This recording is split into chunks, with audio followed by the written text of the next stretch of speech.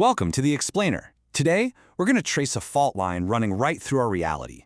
We're exploring what happens when the systems we all live in start to feel less like a society and more like corrupted code. And, more importantly, what it takes to write a new one. Okay, let's just dive right into this. We're starting with this really powerful idea: the city as a broken operating system. A story that has gone terribly, terribly wrong. A place where the official narrative, what we're told is happening, and the reality of living there have just completely disconnected, leaving these ghosts in the machine. You know those official stories we're told about how our world is supposed to work? The rule of law, the social contract, all that stuff. Well, sometimes it can feel like a total fiction, can't it? Like a glitchy program that's running on old, failing hardware, promising a reality it just can't deliver anymore. And look, this isn't just a metaphor. For so many people, this is their daily reality. It's a world where the code that's supposed to protect them, the laws, the safety nets, instead becomes a weapon that's used against them, widening those cracks until there's literally no ground left to stand on. So, to really see how this glitch plays out in the real world, we're going to ground this whole abstract idea in a case study from Los Angeles. It involves a network of real estate developers who were allegedly engaged in some seriously predatory practices. Okay, so this right here, this visualizes the machine behind the glitch. As you can see, we're not talking about just one bad actor. This is a complex web of interconnected companies, allegedly designed to do one thing: obscure ownership, shuffle assets around, and just evade accountability. It's a system that's built to exploit other systems. And the tactics, they are brutally direct. They're designed to terrorize residents and exploit any legal loophole they can find. In one documented case, a construction crew allegedly removed the roof from a rent-controlled building right before a storm hit. They effectively weaponized the weather to destroy a tenant's home from the inside out. And here's the end game. Just look at this timeline. It shows a property being bought and then flipped with these massive price hikes in just a matter of months. A timeline like this, it suggests there are maneuvers going on that are way beyond normal market activity. It really points to a system that's been expertly manipulated for maximum profit. But here's the thing. The problem isn't just predatory actors. It's about what happens when the very systems that are designed to protect the vulnerable don't just fail, but they actually make the situation worse. On the surface, the official process is framed in this super dry, bureaucratic language, right? It outlines services, rules, procedures, all for the city's programs that are meant to help the unhoused population. It promises this clear path to stability. But then you get the reality. This is from a lawsuit for a participant identified as Lisa. After she entered a city program, she was allegedly discharged back onto the street, at night, with fewer possessions and resources than when she started. So the system didn't just fail her, it actively harmed her. What's really important to understand here is that this kind of thing actually has a name. It's a recognized legal concept called state-created danger. This isn't just bad luck or someone falling through the cracks. This is when the state itself becomes the agent of the very peril it's supposed to prevent.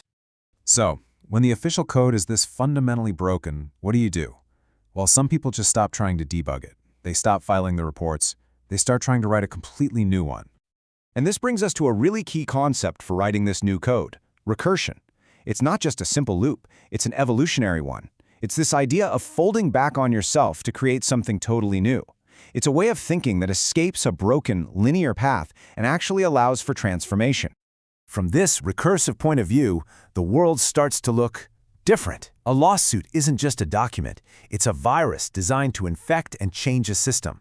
A business plan, a zine, a poem, they all become different forms of executable code, designed to operate on and literally alter reality itself. So what do these new operating systems actually look like out in the wild? Well, they're a strange and powerful and often really beautiful mix of technology, art, and direct action. Okay, take Foggy Dew fungi, for example. This is a wild one. On the surface, yeah, it's a mushroom farm. But if you look closer, it's an attempt to build a completely new kind of system by calling itself a fungal camgirl cinematic universe and using AI to create this living story. It's hacking our very ideas of business and community. It's rejecting that old code of just sell a product and writing a new one where art, technology, and agriculture are all fused together. Or, if you want to take this idea to its absolute extreme, you get something like the Manifesto for Neurosoft. It basically argues that the ultimate corrupted code isn't in our cities, but in our own minds, in the way we're all taught to think. The goal here is pretty radical. Create new mental tools, a new operating system for the brain to achieve what it calls neurocognitive liberation. It's about rewriting the very source code of thought. And this really lays out the core conflict, doesn't it? On one side, you've got the current system, one that often treats our minds as a product to be managed and monetized, and on the other, you have this radical push for neurological sovereignty, the right to control our own cognitive and neurological landscape. It's basically a battle for the source code of the self.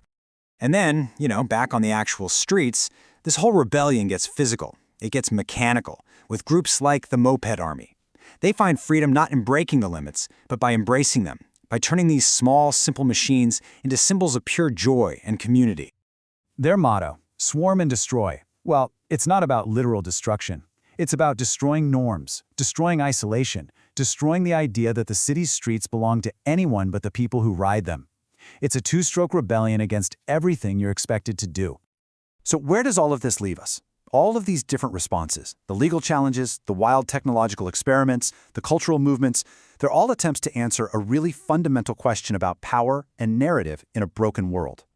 And this, right here, brings us to the ultimate takeaway. The stories we tell, the myths we build, they're not just entertainment. They're functional. They are the programs that shape our reality. They're the installation instructions for how we think, how we act, and how we build our world. And that leaves us with this one big, final, kind of provocative thought. In a world of failing systems and corrupted code, the ultimate power, well, it doesn't belong to those who enforce the old rules. It belongs to those who dare to imagine, build, and execute whatever comes next.